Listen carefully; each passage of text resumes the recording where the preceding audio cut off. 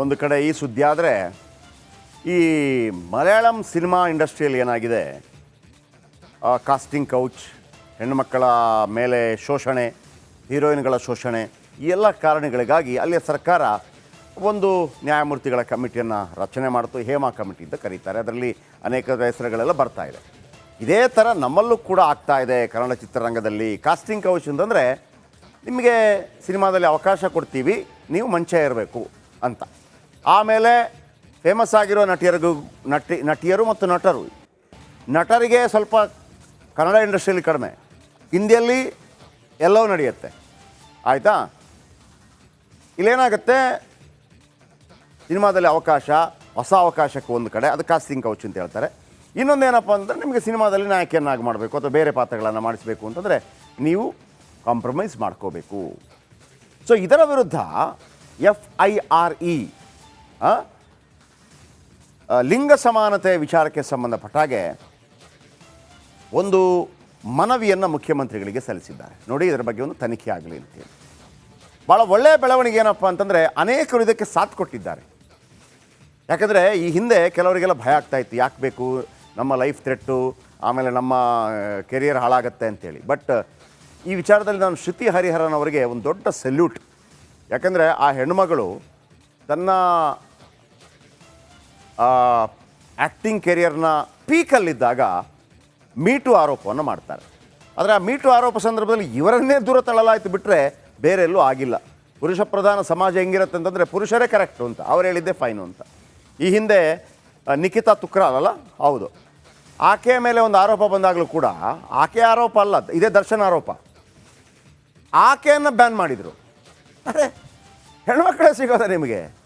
ಈಗ ಹೆಣ್ಣುಮಕ್ಕಳು, ಗಂಡು ಮಕ್ಕಳು, ಜರ್ನಲಿಸ್ಟು, ಆಮೇಲೆ ಸಮಾಜದ ಗಣ್ಯಸ್ಥರು ಎಲ್ಲ ಸೇರಿ ಇಂಥ ಒಂದು ಆಗ್ರಹವನ್ನು ಮಾಡಿದ್ದಾರೆ. 153 ಜನ ಅದಕ್ಕೆ ಸಹಿ ಹಾಕಿದ್ದಾರೆ, ಇನ್ಕ್ಲೂಡಿಂಗ್ ಕಿಚ್ಚ ಸುದೀಪ್, ಆಶಿಕಾ ರಂಗನಾಥ್, ಐಂದ್ರಿತಾ ರೇ ವಗೇರೆ. ಸೊ ಮುಖ್ಯಮಂತ್ರಿಗಳಿಗೆ ಈ ಮಾಹಿತಿಯನ್ನು ಕೊಟ್ಟಿದ್ದಾರೆ. ಸೆಪ್ಟೆಂಬರ್ 13ನೇ ತಾರೀಕು ಅದರ ಬಗ್ಗೆ ಏನೋ ಮೀಟಿಂಗ್ ಮಾಡ್ತೀನಿ ಅಂತ ಹೇಳಿದ್ದಾರಂತೆ. ಬನ್ನಿ, ಅದರ ಬಗ್ಗೆ ಸಾಕಷ್ಟು ರಿಪೋರ್ಟ್ ನಿಮ್ಮ ಮುಂದೆ.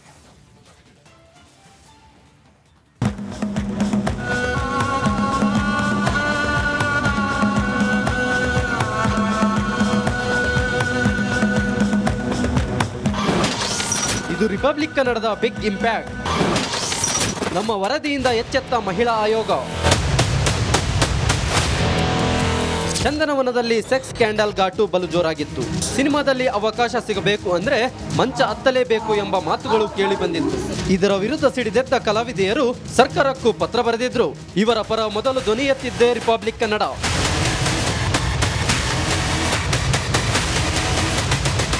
ಮಾಲಿವುಡ್ ಸೇರಿ ಬೇರೆ ಚಿತ್ರರಂಗದಂತೆ ಕನ್ನಡ ಚಿತ್ರರಂಗದಲ್ಲಿಯೂ ನಟಿಯರ ಮೇಲೆ ಆಗುತ್ತಿರುವ ಲೈಂಗಿಕ ದೌರ್ಜನ್ಯಗಳ ಬಗ್ಗೆ ರಿಪಬ್ಲಿಕ್ ಕನ್ನಡ ಧ್ವನಿ ಎತ್ತಿತ್ತು. ನಿನ್ನೆ ಸಿಎಂ ಸಿದ್ದರಾಮಯ್ಯ ಅವರನ್ನ ಭೇಟಿಯಾಗಿದ್ದ ಫೈರ್ ಕಮಿಟಿ ಸದಸ್ಯರು ಹೇಮಾ ಮಾದರಿಯಂತೆ ನಮ್ಮಲ್ಲೂ ಕಮಿಟಿ ರಚಿಸುವಂತೆ ಮನವಿ ಮಾಡಿದ್ರು. ಇದರ ಬಳಿಕ ಮಹಿಳಾ ಆಯೋಗ ಕೂಡ ಸೆಪ್ಟೆಂಬರ್ 13ಕ್ಕೆ ಕಲಾವಿದೆಯರ ಜೊತೆ ಸಭೆ ನಡೆಸಲಿದೆ.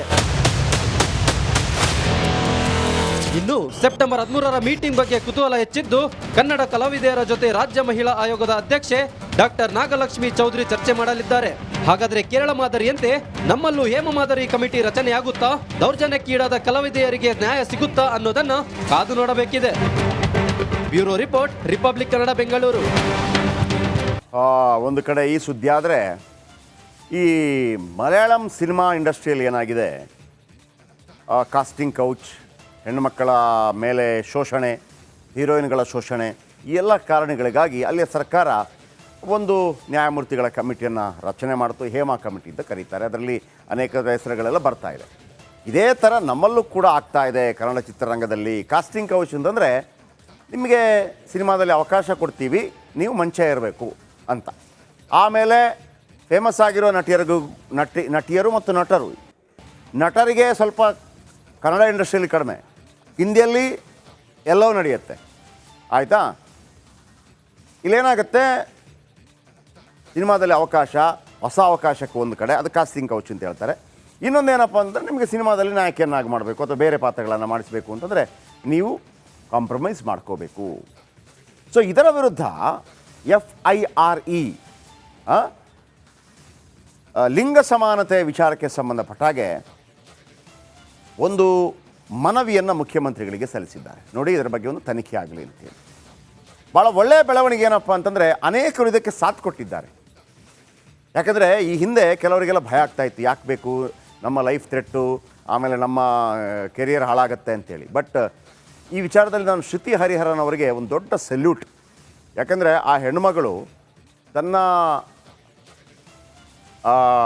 ಆ್ಯಕ್ಟಿಂಗ್ ಕೆರಿಯರ್ನ ಪೀಕಲ್ಲಿದ್ದಾಗ ಮೀಟು ಆರೋಪವನ್ನು ಮಾಡ್ತಾರೆ.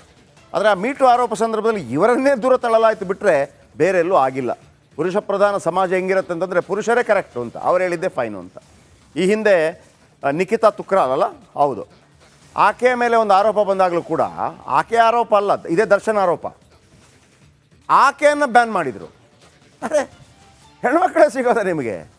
ಈಗ ಹೆಣ್ಣುಮಕ್ಕಳು, ಗಂಡು ಮಕ್ಕಳು, ಜರ್ನಲಿಸ್ಟು, ಆಮೇಲೆ ಸಮಾಜದ ಗಣ್ಯಸ್ಥರು ಎಲ್ಲ ಸೇರಿ ಇಂಥ ಒಂದು ಆಗ್ರಹವನ್ನು ಮಾಡಿದ್ದಾರೆ. 153 ಜನ ಅದಕ್ಕೆ ಸಹಿ ಹಾಕಿದ್ದಾರೆ, ಇನ್ಕ್ಲೂಡಿಂಗ್ ಕಿಚ್ಚ ಸುದೀಪ್, ಆಶಿಕಾ ರಂಗನಾಥ್, ಐಂದ್ರಿತಾ ರೇ ವಗೇರೆ ವಗೇರೆ.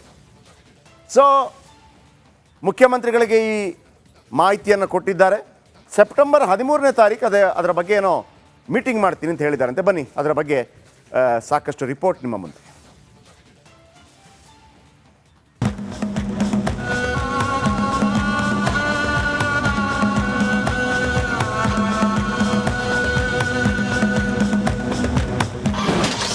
ಇದು ರಿಪಬ್ಲಿಕ್ ಕನ್ನಡದ ಬಿಗ್ ಇಂಪ್ಯಾಕ್ಟ್. ನಮ್ಮ ವರದಿಯಿಂದ ಎಚ್ಚೆತ್ತ ಮಹಿಳಾ ಆಯೋಗ. ಚಂದನವನದಲ್ಲಿ ಸೆಕ್ಸ್ ಸ್ಕ್ಯಾಂಡಲ್ ಘಾಟು ಬಲು ಜೋರಾಗಿತ್ತು. ಸಿನಿಮಾದಲ್ಲಿ ಅವಕಾಶ ಸಿಗಬೇಕು ಅಂದ್ರೆ ಮಂಚ ಹತ್ತಲೇಬೇಕು ಎಂಬ ಮಾತುಗಳು ಕೇಳಿ ಬಂದಿತ್ತು. ಇದರ ವಿರುದ್ಧ ಸಿಡಿದೆದ್ದ ಕಲಾವಿದೆಯರು ಸರ್ಕಾರಕ್ಕೂ ಪತ್ರ ಬರೆದಿದ್ರು. ಇವರ ಪರ ಮೊದಲು ಧ್ವನಿ ಎತ್ತಿದ್ದೇ ರಿಪಬ್ಲಿಕ್ ಕನ್ನಡ.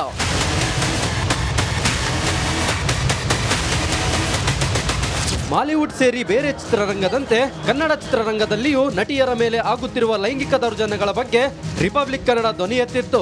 ನಿನ್ನೆ ಸಿಎಂ ಸಿದ್ದರಾಮಯ್ಯ ಅವರನ್ನ ಭೇಟಿಯಾಗಿದ್ದ ಫೈರ್ ಕಮಿಟಿ ಸದಸ್ಯರು ಹೇಮ ಮಾದರಿಯಂತೆ ನಮ್ಮಲ್ಲೂ ಕಮಿಟಿ ರಚಿಸುವಂತೆ ಮನವಿ ಮಾಡಿದ್ರು. ಇದರ ಬಳಿಕ ಮಹಿಳಾ ಆಯೋಗ ಕೂಡ ಸೆಪ್ಟೆಂಬರ್ 13ಕ್ಕೆ ಕಲಾವಿದೆಯರ ಜೊತೆ ಸಭೆ ನಡೆಸಲಿದೆ. ಇನ್ನು ಸೆಪ್ಟೆಂಬರ್ 13ರ ಮೀಟಿಂಗ್ ಬಗ್ಗೆ ಕುತೂಹಲ ಹೆಚ್ಚಿದ್ದು ಕನ್ನಡ ಕಲಾವಿದೆಯರ ಜೊತೆ ರಾಜ್ಯ ಮಹಿಳಾ ಆಯೋಗದ ಅಧ್ಯಕ್ಷೆ ಡಾಕ್ಟರ್ ನಾಗಲಕ್ಷ್ಮಿ ಚೌಧರಿ ಚರ್ಚೆ ಮಾಡಲಿದ್ದಾರೆ. ಹಾಗಾದ್ರೆ ಕೇರಳ ಮಾದರಿಯಂತೆ ನಮ್ಮಲ್ಲೂ ಹೇಮ ಮಾದರಿ ಕಮಿಟಿ ರಚನೆಯಾಗುತ್ತಾ, ದೌರ್ಜನ್ಯಕ್ಕೀಡಾದ ಕಲಾವಿದೆಯರಿಗೆ ನ್ಯಾಯ ಸಿಗುತ್ತಾ ಅನ್ನೋದನ್ನ ಕಾದು ನೋಡಬೇಕಿದೆ. Bureau report, Republic Kannada, Bengaluru. ಒಂದು ಕಡೆ ಈ ಸುದ್ದಿ ಆದರೆ, ಈ ಮಲಯಾಳಂ ಸಿನಿಮಾ ಇಂಡಸ್ಟ್ರಿಯಲ್ಲಿ ಏನಾಗಿದೆ, ಕಾಸ್ಟಿಂಗ್ ಕೌಚ್, ಹೆಣ್ಣುಮಕ್ಕಳ ಮೇಲೆ ಶೋಷಣೆ, ಹೀರೋಯಿನ್ಗಳ ಶೋಷಣೆ, ಈ ಎಲ್ಲ ಕಾರಣಗಳಿಗಾಗಿ ಅಲ್ಲಿಯ ಸರ್ಕಾರ ಒಂದು ನ್ಯಾಯಮೂರ್ತಿಗಳ ಕಮಿಟಿಯನ್ನು ರಚನೆ ಮಾಡ್ತು. ಹೇಮಾ ಕಮಿಟಿ ಅಂತ ಕರೀತಾರೆ. ಅದರಲ್ಲಿ ಅನೇಕ ಹೆಸರುಗಳೆಲ್ಲ ಬರ್ತಾ ಇದೆ. ಇದೇ ಥರ ನಮ್ಮಲ್ಲೂ ಕೂಡ ಆಗ್ತಾ ಇದೆ ಕನ್ನಡ ಚಿತ್ರರಂಗದಲ್ಲಿ. ಕಾಸ್ಟಿಂಗ್ ಕೌಚ್ ಅಂತಂದರೆ ನಿಮಗೆ ಸಿನಿಮಾದಲ್ಲಿ ಅವಕಾಶ ಕೊಡ್ತೀವಿ, ನೀವು ಮಂಚ ಇರಬೇಕು ಅಂತ. ಆಮೇಲೆ ಫೇಮಸ್ ಆಗಿರೋ ನಟಿಯರು ಮತ್ತು ನಟರಿಗೆ ಸ್ವಲ್ಪ ಕನ್ನಡ ಇಂಡಸ್ಟ್ರಿಯಲ್ಲಿ ಕಡಿಮೆ, ಹಿಂದಿಯಲ್ಲಿ ಎಲ್ಲವೂ ನಡೆಯುತ್ತೆ, ಆಯಿತಾ. ಇಲ್ಲೇನಾಗುತ್ತೆ, ಸಿನಿಮಾದಲ್ಲಿ ಅವಕಾಶ, ಹೊಸ ಅವಕಾಶಕ್ಕೆ ಒಂದು ಕಡೆ, ಅದು ಕಾಸ್ಟಿಂಗ್ ಕೌಚ್ ಅಂತ ಹೇಳ್ತಾರೆ. ಇನ್ನೊಂದೇನಪ್ಪ ಅಂದರೆ ನಿಮಗೆ ಸಿನಿಮಾದಲ್ಲಿ ನಾಯಕಿಯನ್ನಾಗಿ ಮಾಡಬೇಕು ಅಥವಾ ಬೇರೆ ಪಾತ್ರಗಳನ್ನು ಮಾಡಿಸಬೇಕು ಅಂತಂದರೆ ನೀವು ಕಾಂಪ್ರಮೈಸ್ ಮಾಡ್ಕೋಬೇಕು. ಸೊ ಇದರ ವಿರುದ್ಧ FIRE ಲಿಂಗ ಸಮಾನತೆ ವಿಚಾರಕ್ಕೆ ಸಂಬಂಧಪಟ್ಟ ಹಾಗೆ ಒಂದು ಮನವಿಯನ್ನು ಮುಖ್ಯಮಂತ್ರಿಗಳಿಗೆ ಸಲ್ಲಿಸಿದ್ದಾರೆ. ನೋಡಿ, ಇದರ ಬಗ್ಗೆ ಒಂದು ತನಿಖೆ ಆಗಲಿ ಅಂತೇಳಿ. ಭಾಳ ಒಳ್ಳೆಯ ಬೆಳವಣಿಗೆ ಏನಪ್ಪ ಅಂತಂದರೆ ಅನೇಕರು ಇದಕ್ಕೆ ಸಾಥ್ ಕೊಟ್ಟಿದ್ದಾರೆ. ಯಾಕಂದರೆ ಈ ಹಿಂದೆ ಕೆಲವರಿಗೆಲ್ಲ ಭಯ ಆಗ್ತಾಯಿತ್ತು, ಯಾಕೆ ಬೇಕು, ನಮ್ಮ ಲೈಫ್ ಥ್ರೆಟ್ಟು, ಆಮೇಲೆ ನಮ್ಮ ಕೆರಿಯರ್ ಹಾಳಾಗತ್ತೆ ಅಂತೇಳಿ. ಬಟ್ ಈ ವಿಚಾರದಲ್ಲಿ ನಾನು ಶ್ರುತಿ ಹರಿಹರನ್ ಅವರಿಗೆ ಒಂದು ದೊಡ್ಡ ಸಲ್ಯೂಟ್. ಯಾಕಂದರೆ ಆ ಹೆಣ್ಣುಮಗಳು ತನ್ನ ಆ್ಯಕ್ಟಿಂಗ್ ಕೆರಿಯರ್ನ ಪೀಕಲ್ಲಿದ್ದಾಗ ಮೀಟು ಆರೋಪವನ್ನು ಮಾಡ್ತಾರೆ. ಆದರೆ ಆ ಮೀಟು ಆರೋಪ ಸಂದರ್ಭದಲ್ಲಿ ಇವರನ್ನೇ ದೂರ ತಳ್ಳಲಾಯಿತು ಬಿಟ್ಟರೆ ಬೇರೆ ಎಲ್ಲೂ ಆಗಿಲ್ಲ. ಪುರುಷ ಪ್ರಧಾನ ಸಮಾಜ ಹೆಂಗಿರುತ್ತೆ ಅಂತಂದರೆ ಪುರುಷರೇ ಕರೆಕ್ಟು ಅಂತ ಅವ್ರು ಹೇಳಿದ್ದೆ ಫೈನು ಅಂತ.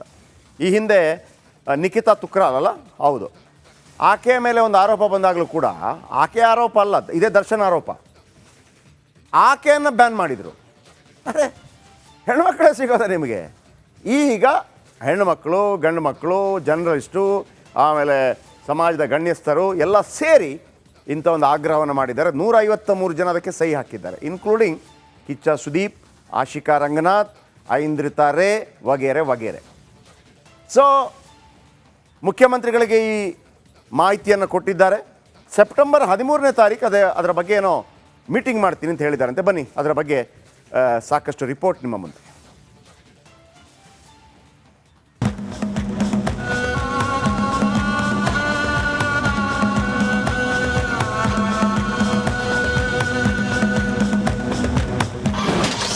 ಇದು ರಿಪಬ್ಲಿಕ್ ಕನ್ನಡದ ಬಿಗ್ ಇಂಪ್ಯಾಕ್ಟ್. ನಮ್ಮ ವರದಿಯಿಂದ ಎಚ್ಚೆತ್ತ ಮಹಿಳಾ ಆಯೋಗ. ಚಂದನವನದಲ್ಲಿ ಸೆಕ್ಸ್ ಸ್ಕ್ಯಾಂಡಲ್ ಘಾಟು ಬಲು ಜೋರಾಗಿತ್ತು. ಸಿನಿಮಾದಲ್ಲಿ ಅವಕಾಶ ಸಿಗಬೇಕು ಅಂದ್ರೆ ಮಂಚ ಹತ್ತಲೇಬೇಕು ಎಂಬ ಮಾತುಗಳು ಕೇಳಿ ಬಂದಿತ್ತು. ಇದರ ವಿರುದ್ಧ ಸಿಡಿದೆದ್ದ ಕಲಾವಿದೆಯರು ಸರ್ಕಾರಕ್ಕೂ ಪತ್ರ ಬರೆದಿದ್ರು. ಇವರ ಪರ ಮೊದಲು ಧ್ವನಿ ಎತ್ತಿದ್ದೇ republic Kannada.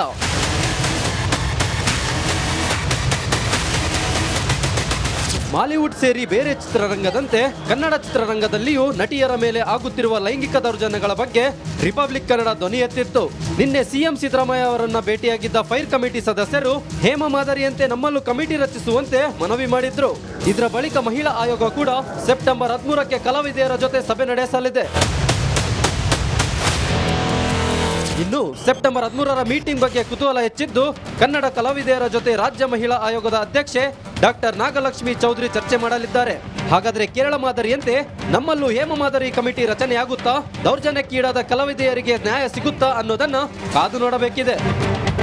Bureau report, Republic Kannada, Bengaluru.